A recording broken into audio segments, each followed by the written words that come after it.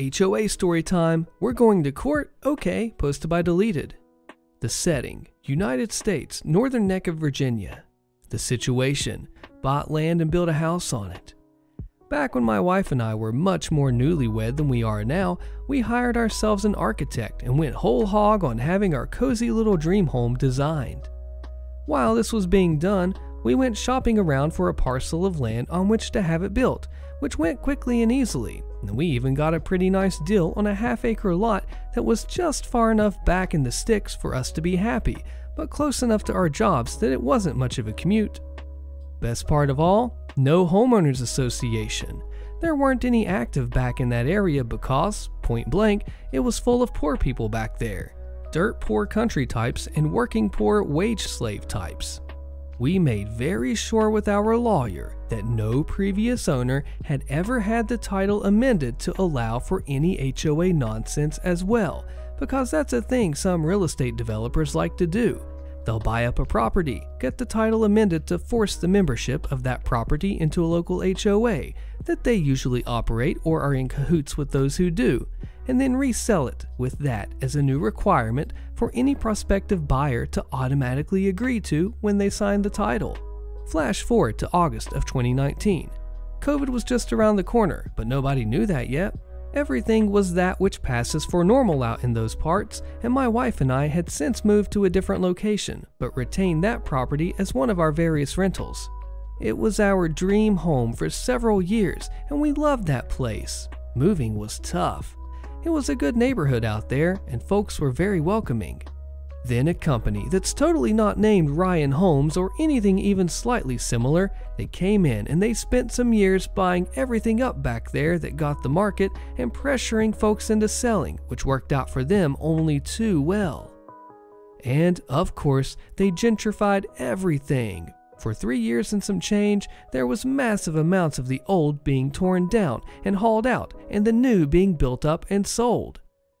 The HOA was built right in because, of course it was. Folks with money enough to throw down on crappily built houses that looked nice from the front moved in one by one and two by two. Property values in the area skyrocketed, property taxes skyrocketed right along with them, and more of the less poor people were forced to sell because they got taxed out of their own homes. My wife and I knew what was coming from the get-go. We knew those dinguses from Totally Not Ryan Homes were going to come sniffing around our way, not to try and buy us out, but to see if they could finagle, schmooze, or threaten us into joining the HOA that they were installing. It was inevitable. Lots of information is public record. They knew that we had money. They knew we were living below our means by 2 orders of magnitude. They knew we clearly meant to be exactly where we were because we sure didn't have to be. They knew they didn't have a snowflake's hope in heck of pricing us out on taxes, so they tried nagging us to death and coming right up to the line on harassment, always to talk to us about joining the HOA. They failed. They got told by one expensive lawyer to find something else to do before we all got super busy helping them find things to worry about. And so they desisted for some years. Then my wife and I moved and got the property set up as a rental. Absolutely Not Ryan Homes starts bothering our tenants there, both trying to get them to pressure us into putting the property into the HOA, as well as getting our tenants riled up with the most outrageous lies about what could happen if we, the owners, don't protect our renters better. My wife and I were livid after hearing about this crap, and so we got a hold of Definitely Not Ryan Homes to let them know that this was our formal request that they stop bothering our tenants and that all further communications would be from our really expensive lawyer. They must have assumed that we were bluffing, or maybe whoever was in charge of thinking that day didn't show up for work, because they just kept right on with their nonsense. It got so bad that they were even sending fake but convincing looking envelopes with eviction notice that, upon being opened, said, "Could be what you find in your mailbox one day without our wondrous HOA," and containing information about the benefits of the HOA. We gathered it all up, and we got the tenants to talk to our lawyer and got the police involved to get the ball rolling on a harassment investigation. Another formal request to cease and desist was sent to Never Ryan Homes by the very expensive lawyer, which they utterly ignored. I think their guy that's supposed to come to work and think about things think he quit a long time ago. Maybe he never told anyone. Maybe nobody noticed. Whatever the situation on their end, when my lawyer talked to their lawyer told my lawyer that their client was doing everything legally and that if we wanted to pursue the matter in court, that was what we'd have to do. So we did. I'm not sure what kind of lawyer magic my lawyer and his fellow legal demons worked on this front, but we were in court for 1 single hour when my lawyer and their 4 lawyers and the judge had a private talk after the preliminary hearing. Half an hour later, and the lawyers from maybe Ryan Homes come back into the courtroom looking like a quartet of cats that have been peed on. My lawyer takes a seat beside me and says, "They're going to settle." And I was like, "I didn't think we were that far along into this yet. What happened?" And he said, "They built 51 homes in this county over the last 2 years. Every single one of them was inspected before close of sale by a real estate agent that never actually got around to getting their home inspector license. And that's how Was It Ryan Homes the whole time paid me 10 grand to not sue them while they got bent over by the county and the state and tag teamed like the new boy with the pretty lips in a prison yard." It's the Great Pumpkin Vindictive HOA President, posted by Deleted. I babysat and elder sat for the neighbors down the street who committed this malicious compliance, so I was there to hear the ranting as this whole mess went down. We'll call my neighbors Liz and Dave. They were nice folks who ran afoul of the Homeowners Association when the busybody president, who lived next door to them, we'll call her Joan, got it in her rotted turnip for a brain that Liz and Dave had taken in an illegal renter. Renting out rooms was strictly against HOA policy. They had not rented out a room. Liz's elderly mother had moved in with them after breaking her hip and being unable to live alone anymore. Joan sent them a very threatening letter about their unlawful renter and how fines would accrue if the unlawful renter didn't vacate immediately. It was accompanied with a copy of that part of the bylaws and pictures of Liz's elderly mother taken through windows of their house. Creep alert! They wrote back that there was no renter and they explained the situation. Joan did not believe that story and had the HOA lawyers start sending them certified letters about their continued violations with ever-increasing insane fines. This went over poorly. Liz and Dave got their own lawyer to fire back a cease and desist letter. After many increasingly aggressive back and forth, it all culminated in an association meeting where Liz, Dave, and Liz's mother came in with ID and birth certificates and basically made Joan look like the pimple on the backside of humanity that she was. They won, but Joan was furious and swore that she'd get them for something. Joan maintained until the day I left for college, last I knew of her, that Liz and Dave had forged those driver's license and birth certificates to keep their unlawful renter. Cut to the following fall. Liz and Dave needed to repaint the house after making some siding repairs post-hurricane. They carefully checked the bylaws for approved paint colors and picked out a fairly bland shade of something between brown and tan. They gave the painters the color info listed in the bylaws to the painters, and then the painting happened. Less than a week after their house was painted, they got another certified letter from the HOA lawyer stating that their house was in the wrong color. They fired back evidence that they ordered exactly what was in the bylaws. Well, after many back and forths, it turned out that the approved color and the swatches on file with the board no longer matched because the manufacturer had changed the colors in their line slightly due to some kind of formula change. Their house was a few shades darker than it should have been. See, the bylaws listed the manufacturer color info for convenience, but the shades actually had to match the official swatches that you could have theoretically borrowed from the board and gotten color matched. Nobody ever did that, but Joan was out for blood after the unlawful renter and forced them to have to repaint. Liz and Dave were taking no chances on the second try. They got the swatch set from the HOA, and for some reason, it made no distinction between approved accent colors, most houses in the neighborhood had brightly colored doors, or house colors. They decided that if they had to paint the house a second time, Joan, the dog that caught the car, could live next to the most garish option they had. It was pumpkin orange. The painters asked multiple times if they were sure. Yeah, they were very sure. You couldn't see the orange from inside, but you sure could from next door. Joan made many attempts to object to this, but it was within the letter of the HOA rules, and the house stayed orange until long after I moved away. This commenter sums up the HOA president by saying, "True story. One time we, my college buddies who were living with me, and some fellow young folks, obviously renters as well, were in the hot tub, and the Queen HOA demon came and sat down in there with us. They were very polite and introduced themselves to her, and then said, 'What's your name?' She responded with one word, 'Owner.'"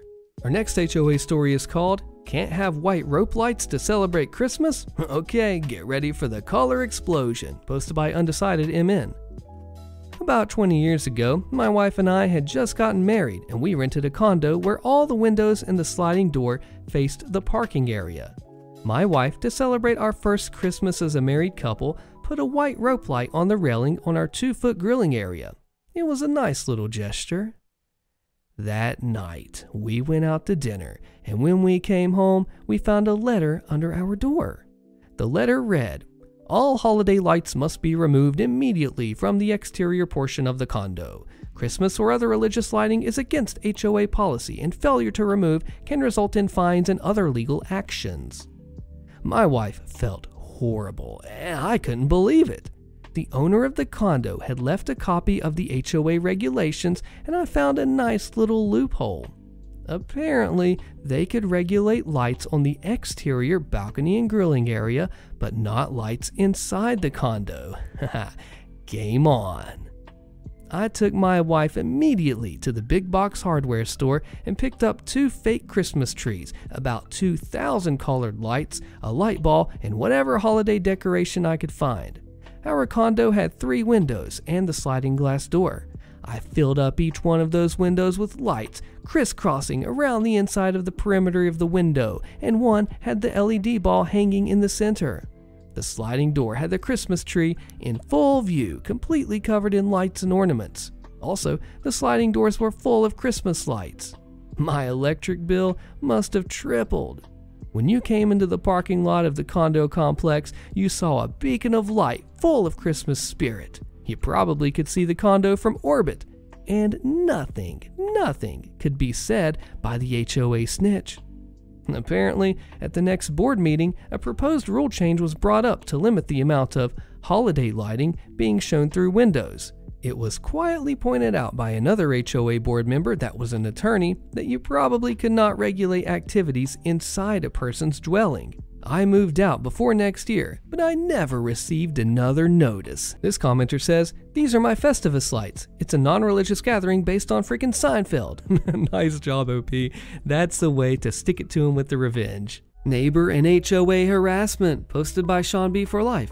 My coworker's neighbor behind him has been reporting him to their HOA for months now, getting them fined for literally nothing. The latest issue was having a fire pit on the back porch.